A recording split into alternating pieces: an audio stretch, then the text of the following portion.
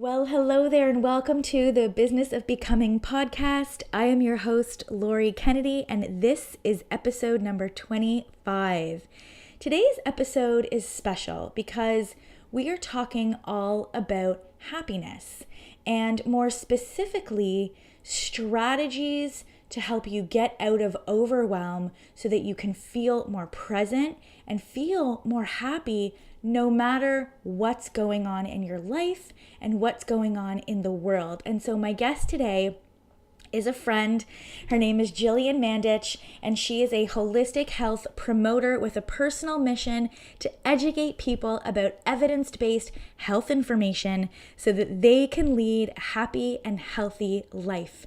She is a teacher, and the world is her classroom. She believes that life is a journey and is committed to being a lifelong student, including currently almost finishing at the time of this recording her PhD in health promotion. And I like to say that she's getting her PhD in happiness because that's what she actually studied.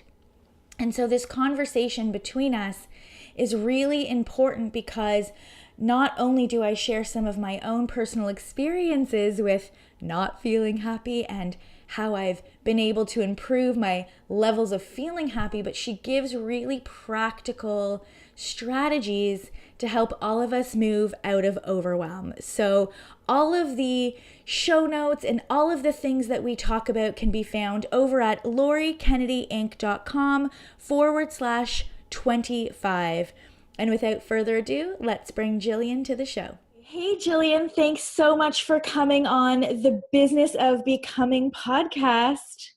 Hi, Lori. How are you?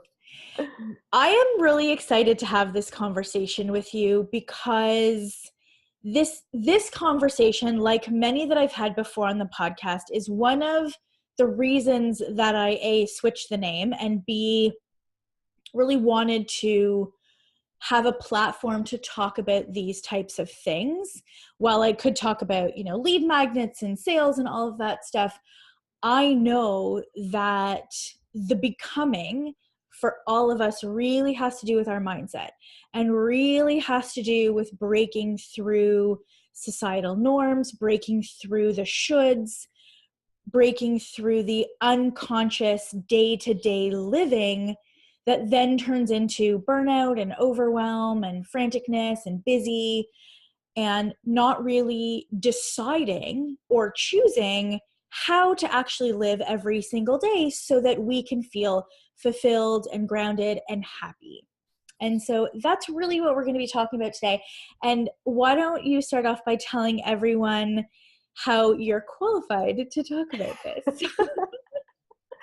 Sure. So I'm a happiness researcher. And if you're listening and you're like, is that a real job? It is.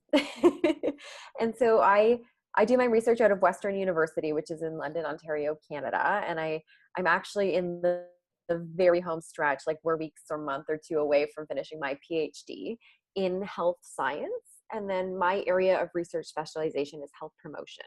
So what I'm most interested and passionate about researching is how do we create the best life possible? How do we use all the tools that are available for us and really maximize and optimize and really create this life that we love to live every single day, as opposed to sort of the traditional perspective on health, which is more of a disease management. So when you have symptoms or an illness comes along or something like that, how do you treat it?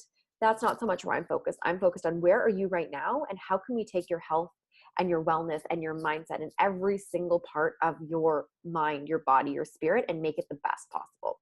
And so within that, one of my major areas of research is happiness. So I look at happiness from an evidence-based perspective, and I use my research to figure out how happiness can affect not only our health, but also our physical health, but also our mental health, and how we can learn to cultivate skills and to cultivate that happiness within our life so that we can really have the best life ever.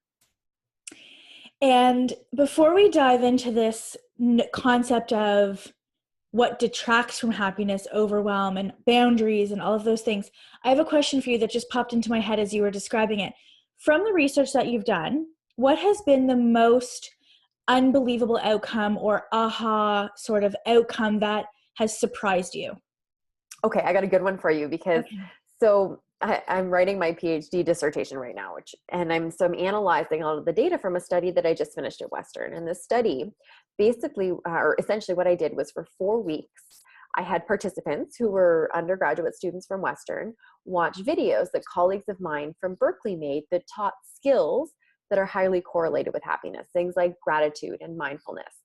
And then before the study started, and then after the study finished, I measured a ton of different health indicators. And one of the questions that I asked was, do you have things that you do in your life for fun? And when I got my results back, I had a ton of different data.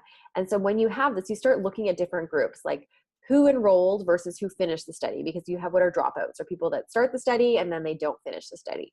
So in this particular analysis, I was looking at what are the differences between the people that started the study and dropped out versus the people that finished the study. Mm-hmm. And one of the things that I found extremely interesting was that the people that dropped out, very, very few of them said yes to that question. Do you have things that you do in your life for fun?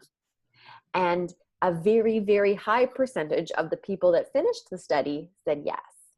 So I thought that was really interesting because especially when we looked at things like fun and play and those sort of concepts, especially as adults, we often think, we associate play and fun with being a child, which we then associate with being childlike. When we look to the research, especially in terms of human development, play is an essential component of both child and adult development. And so I was really surprised. And what's really cool is like when you read research or you hear about studies in the news or different things, it's really cool. And when you're sitting at your computer looking at your very own data that's showing you that, it's like a whole other level of cool if you geek out on that stuff like I do. And so that was something that really struck me, was that, okay, one of the big differences between these two people, the people that were able to successfully complete the program and not, had nothing to do with time management or interest or anything like that. It was the element of fun that was missing from their life. Isn't that cool? As it is cool, but it sounds so obvious to me. Right? And I think that's a bigger part of the big picture perspective in all of this, is that oftentimes I feel like the mindset that our culture imposes on us right now is really that in order for you to feel accomplished or successful, you have to grind every day, work hard, take yourself to burnout, skip the sleep, work these really long hours in order to achieve success. And sometimes it's really about the opposite of that. What if it was easy? And how can we make it enjoyable and enjoy the process and create a good quality of life as we work towards whatever it is? Really switching our mindset from thinking that everything has to be hard all the time. That for me personally, I know has been a huge thing in really shifting not only how I feel when I show up every single day, and also just the mindset around it, really acknowledging that sometimes, like one of my favorite quotes of all time is from Steve Jobs. And he said, simple can be harder than complex. And you have to work really hard to get your thinking clean and to make it simple. And when you get there, you move mountains. And I think it's kind of like the reality. Oftentimes the answers are right in front of us and we go down these paths and look all over instead of looking at what is right in front of us, right? Yes. Yeah, absolutely. And first of all, that's an amazing quote. Isn't it? My favorite is the path of least resistance. And we use it as a verb in my company. It's like, how do we path of least resistance this? Right? Like it's a thing that we talk about all the time. And I want to go back to what you said about this idea of things feeling hard or overwhelming, because I see that a lot from not only just my community, but other women who I talk to who are trying to build businesses. And it's like this, almost like this badge of honor, like I'm so overwhelmed and I hustle, which I hustle, except for me, and we were talking about this before we hit record, it never felt hard. I might work 16 hours a day, and that's a choice. And it's most of the time actually I enjoy that, and I can get very lost in it. And in that sense, uh, growing this, I'm looking back and I'm like, it never felt hard. I feel pressure. It's self-induced because I want to live up to certain expectations that I have on myself. But it didn't feel really overwhelming or hard in the way that most people describe it. And I know that you have a lot of stuff always going on, multiple projects, multiple things that you're doing, as do I. And so I'm wondering, did you ever feel like it was hard? Did you ever get overwhelmed? Like, what did that feel like for you? Yeah, I can really relate, and I see it a lot in friends and in clients and in all sorts of people, this feeling of, there's just not enough hours in the day. Mm. And so we feel this overwhelm, like they're just this almost a scarcity mindset, right? Where there's just not enough. And I mean, it's perpetuated from like the first hours of our day. Most people, when they wake up, when their alarm goes off, the first thought in their head is like, "Ugh, I didn't get enough sleep. Ugh, I'm tired. Ugh, I want to go back to bed." And so from the very beginning of our day, we're starting on a note of not enough, and it's not what we want. And then that energy, yeah, exactly, consciously or subconsciously, if we don't intentionally do something to shift that, is what carries with us throughout the day. And I know, like, for myself, so I'm the oldest of 7 kids in 9 years. And so growing up, I was always having to really manage a lot of things at one time. Like, to this day, I still have this habit of counting people. When I go out, I count people to make sure that everybody's there. And one of the biggest gifts of being the oldest of 7 kids was that from a young age, I really had to become good at scheduling, at planning ahead, at really making sure that my day was structured in a way to get everything accomplished. So for me, that was a really big blessing because I was trained from a young age to have the skill set to recognize that there's a lot of things going to be going on all the time. There's always balls in the air. We're always juggling. Maybe some days it's 2 balls, maybe some days it's 10. And the reality is we're continually in this because, the people, if you're listening to this podcast right now, you obviously have gravitated toward this because you have this level of ambition and of drive and desire. And so naturally, that type of personality is going to have a lot going on. So I think the first piece is accepting that and being like, this is who I am, and not trying to fight that, right? And then, especially for me, as a scientist, as someone that spent like a decade at Western studying and learning research, I love to look at the data, and I want to know what science tells me in terms of the most effective way to do things. And so when we look, especially this feeling of overwhelm, oftentimes it's really about our mindset and how we're thinking. Because, like, for example, a lot of times people will say to me, "Gillian, you're so busy." And then I'll look at them and I'll say, "I'm not busy.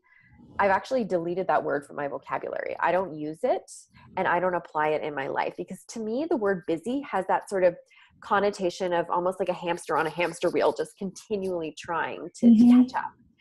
And I'll say my schedule is really full some days with things I've intentionally and deliberately put there because I want them there. And even in saying that, I can feel this, like, it's like a physical exhale that I can feel because I just totally exhaled. Yeah. Right? Yeah. I've taken control over my schedule. And there's the big difference is your schedule running you, or are you running your schedule? And it's much easier said than done. And again, the other thing is this idea of perfection, that we're going to have this, I think, surrendering that right off the bat, right? Like, especially if you're in a launch, if you're in like product development, to everything there is a season. And so I really believe that, yes, there are going to be times when you need to put in those 16-hour days because you're on a deadline and it needs to be done. And when that is done, are you taking the time to recover and really restore yourself and do that and not burn yourself out? Because especially if you look at something, this is like, have you ever noticed, if you look at anyone, kids in university or high school, for example, I see this a lot in my students at Western, right after an exam period, they all get sick. Yes. They all get the flu, they all get cold. Or like when you go on vacation, you get sick. Exactly. Yeah, it's because your immune system.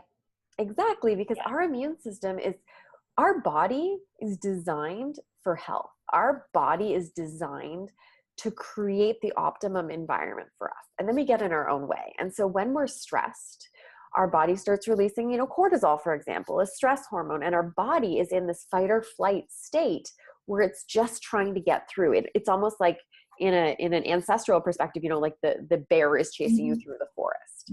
And while we might not have bears chasing us, when our phones are going off all the time, and when we have all these notifications, and when our schedule is piling up, that same stress physiologically is having the same impact on our body. Yes. And so if we don't take those times of recovery to allow our parasympathetic nervous system to come in and to allow us to rest, as soon as we rest, our body's in this state where our immune system's been heightened, and then we get sick.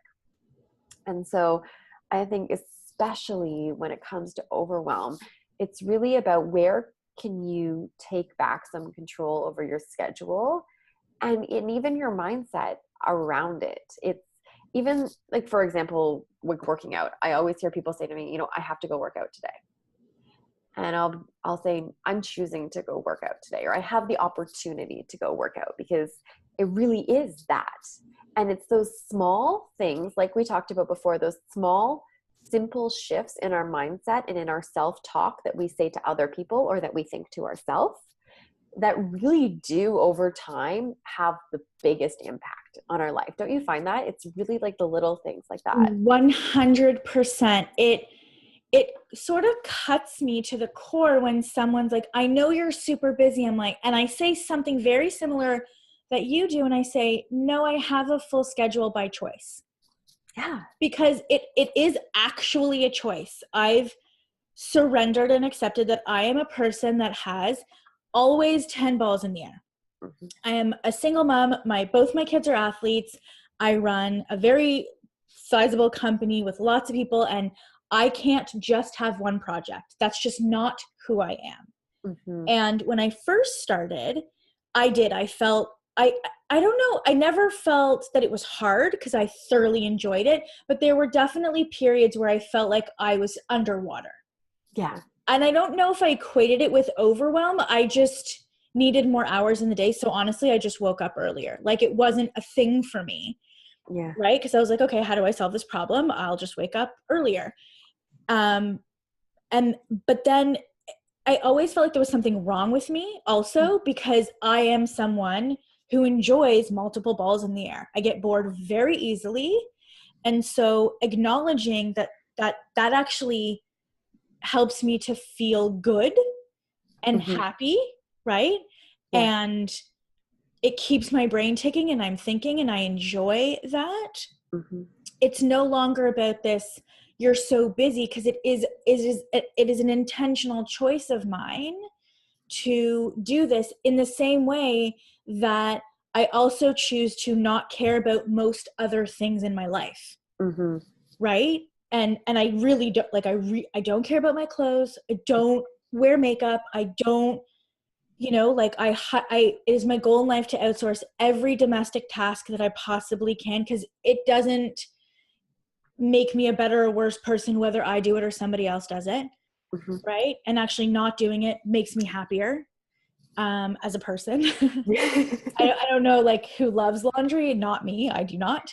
And it really came down to intention and choice, and just really recognizing for me, like, what actually feels really good to me, in the sense that I'm always going to have these 10 balls in the air, or 15, sometimes 3, most of the time 10.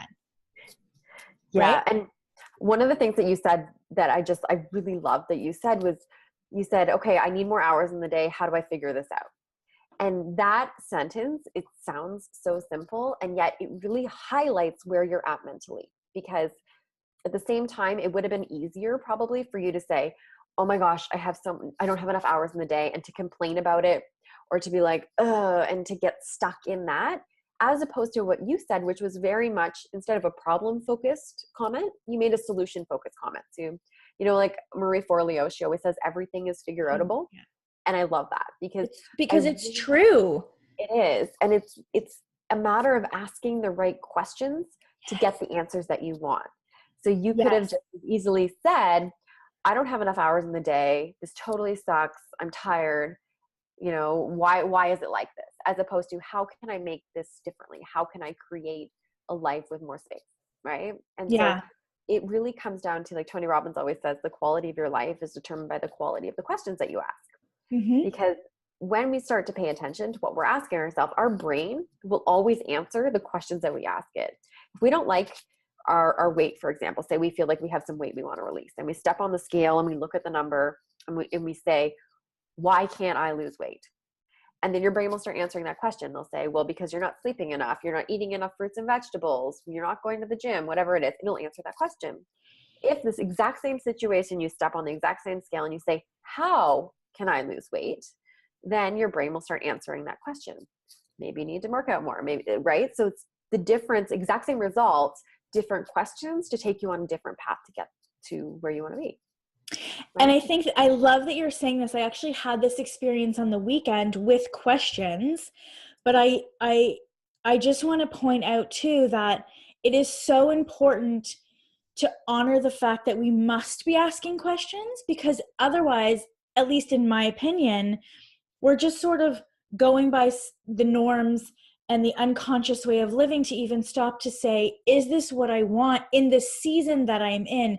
Is this choice going to bring me more fulfillment or detract from the fulfillment? And you can't, in my opinion, you can't actually do that without asking the questions. For sure. Just And to create even time, quiet white space time to even sit there and ask yourself those questions. For sure. And it kind of comes back to what I was talking about earlier with my research participants that were talking about fun and play in their life. And like, when you look, you have kids, you know this, when you have a 2-year-old around, what do they do all day? Why? They're asking a question for Yes. everything that you say. They've got 5 questions lined up. Yes. And we innately, as humans, have this curiosity within us. And then as we grow up, we start to be complacent. We start to be proper. We go to school. We do this, we do that. We stop asking questions. And I think that every single one of us as an adult would be well served by making a conscious effort every day to ask yourself more questions.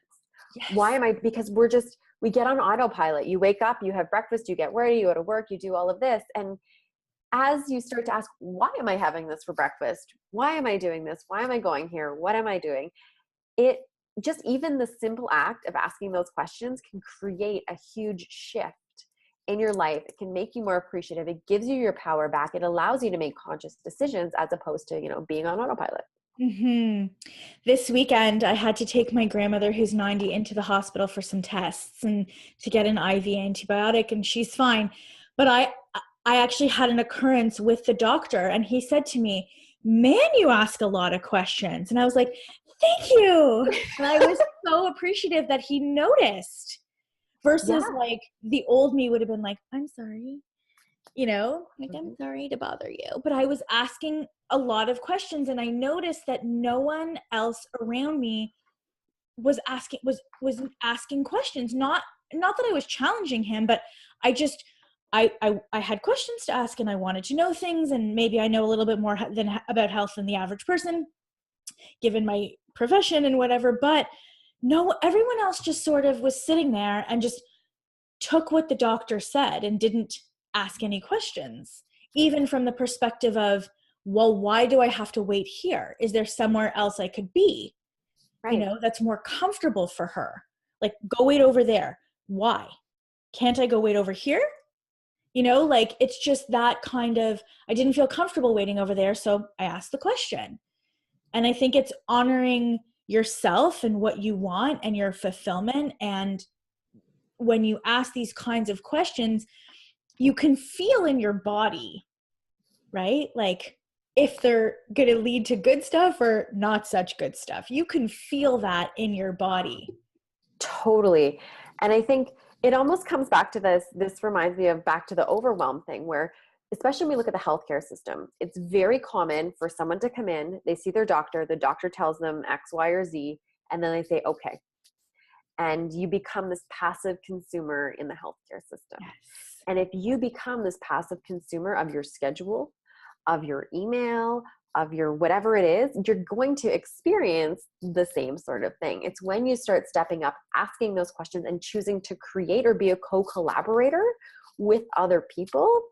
When you do that, it naturally and inherently takes away that feeling of overwhelm, because you're putting things in deliberately where you want them, right? Absolutely. So, okay, so asking questions, being deliberate about your schedule, being deliberate about the words that you choose. What else can we do to sort of get out of that, like, go with the flow mindset, just like sort of trudging along, and really bring up like fulfillment and happiness and groundedness? Yeah. So one of the things, like when we look to the research in terms of getting the biggest bang for your buck, because that's always what I want to know too, what am I going to invest my time in to get the biggest payoff? And this is one of those things, we hear it all the time. We hear about the importance of meditation, for example, meditation this, and I know what it's like personally. And I've done like, I don't know, 4 or 5 yoga teacher trainings at this point in my life. I get that meditation is good. I've studied it. I've learned it. I've read the research. I've seen the brain scans. I've seen the blood work. I get it. And yeah, and in the morning, sometimes when I wake up and I look at what I want to do that day, the last thing that I naturally want to do is sit still and breathe.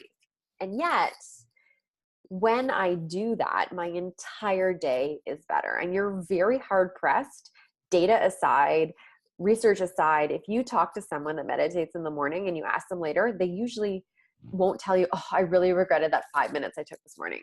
Yeah, right? Right? Yeah. What a waste of time. Right. And it's so it almost seems counterintuitive, because if you've got a lot to do, how are you going to take this time to pause? And at the same time, it's kind of like, you've got a million things on the go and you're just trying to get everything done. At the end of the day, nothing really works. You end up looking down and your shirt's on backwards and you've left your car keys somewhere and your phone is dead because you don't have your charger. If you would have taken just a few minutes to write out a list, to get everything scheduled, and then to execute your plan, you'd end up in a completely different spot at the end of the day. And I really see meditation as an opportunity to almost hit the reset button. And I think the biggest key here is, I know for myself, I used to find meditation really intimidating. I'm like, I don't know how to meditate. And then when I would sit there, my brain, like I have a really busy brain. I have a very active brain. And it's always, going and thinking. And so I really have to make a conscious effort to try to switch that into focusing on my breath. And sometimes that means listening to a guided meditation, because then you have someone to follow. And so it helps, or really focusing on my breath. And I also released the time that I had around meditation, because I used to think you had to meditate for like 30 minutes or half an hour to like be a good meditator. And so sometimes I recognize, just like every other part of our life, you do what you can with what you can. And instead of creating these standards where I used to say, okay, if I don't meditate for 30 minutes, at the end of the day, I would like feel bad. And even if I meditated for 20, I was like, oh, I didn't get my 30. As opposed to celebrating the act itself and really surrendering the process of it. And that kind of even brings me back to like this idea of play, because we can almost create this feeling of play within meditation. Because when a child sits down to play, they're not focused on the outcome. If they're building their Lego blocks or they're coloring in their coloring book, they're focused on the activity itself, not the end result. And so I've sort of taken that and applied that to my meditation. And so however amount of time, that doesn't matter. It's, am I sitting? Am I breathing? Am I taking this time for myself? Because what's really cool about meditation, especially when we look to the research, the benefits extend into so many areas of our life. So it really improves cognitive function, creativity, our physical health, our mental health, and also even how we relate and connect with other people. And so especially for low cost, low effort, don't need a lot of materials, all you need is your body, which you always have with you. Yeah. Like it can really, and I just encourage people, like I always say, like yoga, for example, when someone's listening, oh, I don't like yoga. I say, well, the yoga is different. There's a yoga for everybody, because there's a yoga for everybody. And so if you haven't found a meditation that you connect with, it's not a matter of, do I like to meditate? It's, have I found one that I like yet? because there's so many kinds out there, and you can go on like YouTube or type it in, and there's so many free even or very inexpensive resources that can be great. And just, take that childlike play and that fun mentality and apply it to meditation, and really see what happens. If you approach it with curiosity and wonder and awe, then it really can change the overall experience of it. And when you've surrendered the goal-based outcome, it takes that pressure off of yourself, which again helps to make it even easier.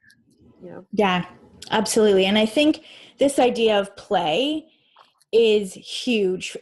Mm-hmm. I took my kids to Florida for 10 days over the holidays, and we went to Universal. And Universal is, I think everyone needs to go there. The 3D experience of like the virtual reality was just insane. Like, it's one of the most awe-inspiring experiences I've actually had, because of the new technology and whatnot. And I think it was more exciting for me because I really valued it than even my kids, because they didn't understand like what it took to like create this, like you're in Harry Potter and you're playing like Quidditch with them, and you're like going on it was just insane. But the idea in Universal and what we did, it was super cold there, but we weren't on a regular time schedule that we're so scheduled here. And every day we played. Like, I played with them every day. We played board games. We played football. We played hide and go seek. Like, I played with them, and I often play with them. I play with my son because he doesn't sit still. And I often play with him. And I noticed such a difference in my demeanor, even on, for example, Tuesday. It was like a rough weekend, and it was just action-packed, and I picked them up. I'm like, I need to play. We need to go bowling. And we didn't, because my daughter had homework and she had a project, and fine. But I recognized that I craved to play. And so we played Monopoly instead, and we put some music on and we played. And I was craving that. Yeah. And it's interesting, right? Like, you have done a lot of work to get to the place where you are, to be able to tune into your body to listen to that. And also you've taken the opportunity to listen to that instead of masking and clouding and getting so busy that you can't sit with that. Yeah. And don't you find that when you take that time to play, all of a sudden you'll have these like ideas, 100%. things that come to you. And that's really common. And we actually see that even in the research when we look at people that go for hikes, for example, like getting out into nature. Yes. If you can unplug and get outside and to just really disconnect, what happens is, because our brain is firing and it's going all the time, it needs rest just like the rest of us. And so when you give your brain the opportunity to really relax and to reduce the stimulation, it starts to relax and to new ideas come forward that could have never come because your brain was so busy trying to just navigate your day. And I think that that's a really cool thing to bear in mind, because sometimes it can be hard to want to make the times for those things, especially because it doesn't feel productive, right? We're not actually doing something that's a task-based. We can check it off our to-do list and move on to the next thing. Recognizing that just because it's not something like that doesn't mean that it's not good or helpful or probably one of the most beneficial things you could actually do for yourself. I totally agree that it's probably one of the most beneficial things that you could actually do for yourself, because when I was first sort of taking my business online, I was so in it and strategizing and learning, and like the learning curve and the technology and the whole bit. And I remember going to my masterminds, and the first time I like had to go to California, and I was on the plane, and it was like the ideas were coming a mile a minute, like being in the shower, right? They were coming a mile a minute. And I actually said, I'm like, I had the best time on the airplane because it's 5.5 hours. It's uninterrupted at that point. We didn't have the internet or whatever. And I was able to have quiet, like white space to have ideas. And sometimes, especially for me, because I'm very strategic most of the time, and I do have a lot of responsibility in my life, I forget.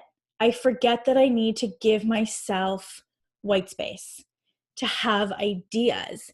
And so that shows up for me as boredom. So when I don't give myself space in my day, in weeks, like weeks at a time of like breaks, or even like hours in my day to just create, and I'm like scheduled, it shows up for me as boredom. And I was like, I'm bored. And I was like, oh, I need to be creative. I need to have ideas. I need space to have ideas and to think and to vision about my business and what I want my life to look like and what I want to feel. And it's so interesting that you say that, because it is the most important thing for me. As soon as I start to feel antsy or bored, I'll walk right away. I'll like go to Niagara Falls. I'll totally change locations. I'll go for like a really long walk. Like I'll totally change my entire environment, because otherwise I'm like, oh God, am I losing my mojo for my business? Am I losing steam? Like I start to get tired. I'm just bored because I'm so strategic and so planned. Yeah. And I love that you just shared that too, because you were able to clearly articulate what you notice are your triggers and what you do about it. And Well, I it's think taken that, so long.